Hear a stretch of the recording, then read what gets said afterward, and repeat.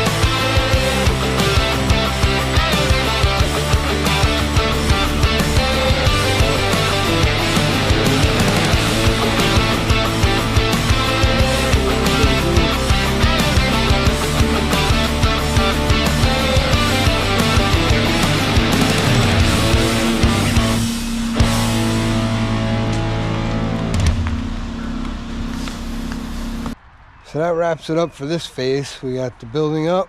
I finally got the concrete in. And the next step is they'll be coming out to put the insulation in and the metal on the walls inside and the ceiling. Then they'll shoot the insulation in the ceiling, put the garage door on, and that'll be a wrap. So I'll get back on here when they come and put the insulation in the wall and put the tin on the inside. So we're on our way. Thanks for being here and thanks for watching. I appreciate you guys.